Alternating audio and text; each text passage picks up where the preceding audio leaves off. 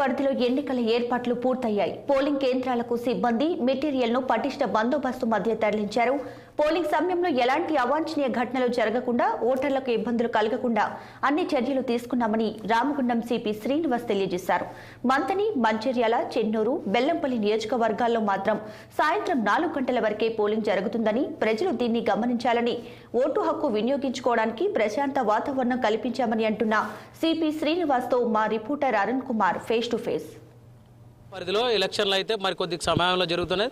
దానికి సంబంధించిన పలు సూచనలు చేయడానికి ఇక్కడ మంచిర్యాల డిస్ట్రిబ్యూషన్ సెంటర్కు రామగుండం సిపి శ్రీనివాసులు గారు అయితే వచ్చారు. వాళ్ళు ఏం సూచనలు చేశారు, ఏదైతే అంటే ఇక్కడ పనిచేస్తున్న సిబ్బందికి, ఇక్కడ డిస్ట్రిబ్యూషన్ అవుతున్న సిబ్బందికి ఏం సూచనలు చేశారో వారి మాటల్లోనే తెలుసుకుందాం.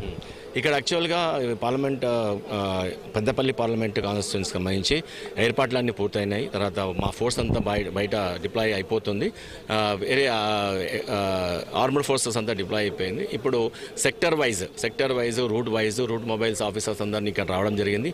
వాళ్ళకి క్లియర్గా అవగాహన ఉందా, ఎంతవరకు క్లారిటీ ఉందని తెలుసుకోవడానికి నేను ఇక్కడ ర్యాండమ్ చెక్ చేయడానికి అవుతుంది. ఇక్కడంతా ఈజీగా అర్థం చేసేటట్టు ఒక్కొక్క రూట్ ఆవిలో వాళ్ళు పోలింగ్ స్టాఫ్ ఎవరెవరు ఉంటారు, దానికి తగ్గట్టు మన యొక్క ప్రతి పోలింగ్ స్టేషన్లో ఉండాల్సిన మెన్ ఎవరెవరు ఉన్నారు, అందరూ ఒక్కొక్క రూట్లో అందరూ జాయిన్ అయి ఉన్నారు. ఇప్పుడు మీరు ఆల్రెడీ చూస్తున్నారు, ఆ రూట్ ఆఫీసర్స్ ఉన్నారు, మన పోలీస్ ఆఫీసర్స్, పోలీస్ ఆఫీసర్స్ ఏ రూట్కి వాళ్ళు తగిన ఏ అయితే రూట్కి ఎంత అయితే డిప్లాయ్ చేసినా వాళ్ళు అందరూ రెడీగా ఉన్నారు. అది కాకుండా రూట్ మొబైల్ కూడా ఒక ఆఫీసర్ ఎవరైతే ఉంటారో ఆ యొక్క సెక్టర్లో ఉన్న ఈవీఎం సంబంధించి, తర్వాత స్టాఫ్ని, తర్వాత స్టాటిక్ బందోబస్తుని ఒక వెహికల్లో, ఒక బస్సులో తీసుకెళ్ళడానికి ముందుగా సెక్యూరిటీ గార్డ్ కూడా రెడీగా ఉంది. అయితే ఏదైతే ఇంతకుముందు కూడా గతంలో జరిగిన ఎలక్షన్లో అభ్యర్థులు కానీ, అభ్యర్థులకు సంబంధించిన పార్టీ కార్యకర్తలు కానీ కండువాలు వేసుకొని లోపలికి వచ్చి ఓటేసే సందర్భాలు అయితే చూసినాం.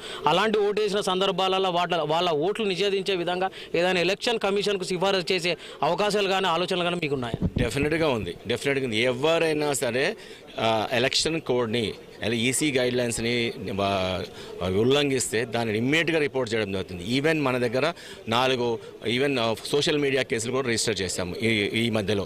ఎందుకంటే ఎవరైనా డెరవేటరీగా, అంటే ఒకరికి అగనెస్ట్గా వాళ్ళ యొక్క రెప్యుటేషన్ని దెబ్బతీస్తూ మాట్లాడినా, ఈవెన్ ఆ పోస్ట్లో ఒకరి నుంచి ఒకరిని షేర్ చేసిన ఆ అడ్మిన్ని మొత్తం ఇమ్మీడియట్గా మేము కేసు బుక్ చేయడం జరిగింది. నేను ఈరోజు చెప్తున్నా, ఈ క్యాంపెయినింగ్ పూర్తి అయిపోయింది. ఎలాంటి చిహ్నం, ఎలాంటి సైన్, అంటే పార్టీకి సంబంధించిన చిహ్నం కానీ, కండువా కానీ, అట్లాంటిది ఏదైనా గుర్తు కానీ ఎవరికి మీరు చూపించకూడదు. ఇది పార్టీ క్యాంపెయినింగ్ యొక్క టైం అయిపోయింది. ఇప్పుడు మీరు ఒక అభ్యర్థిగా ఉన్నాడంటే అభ్యర్థిగా పోయి ఎలా జరుగుతుందని చూసే ఒక ఛాన్స్ ఉంది. కానీ నీతో పాటు ఒక మనిషి మాత్రమే క్యాంపస్ లోపలికి వెళ్ళాలి, బట్ లోపలికి మాత్రం వెళ్ళకూడదు.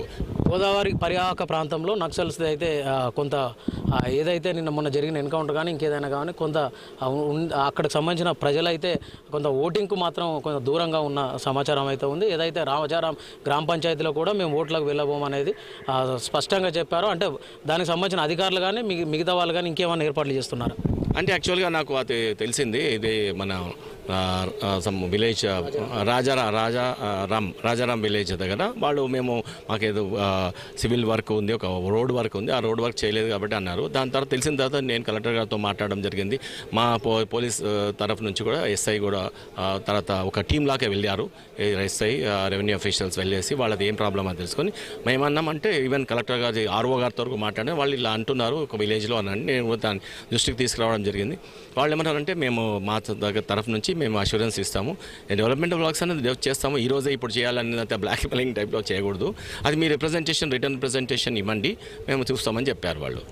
ఏదైతే ఎన్నికలు రాజ్యాంగబద్ధంగా జరిగే ఎన్నికలు ఖచ్చితంగా పోలీస్ డిపార్ట్మెంట్ సహకరిస్తుందని, ఎలక్షన్ కంట్రోల్ పరిధిలోనే పనిచేస్తామని, ఏ పార్టీకి అతీతంగా పనిచేయమని మనం రామగుండం సిపి గారి మాటల్లో తెలుసుకున్నాం. కెమెరా పర్సన్ వినోద్తో అరుణ్ కుమార్, 60 న్యూస్, మంచిర్యాల జిల్లా.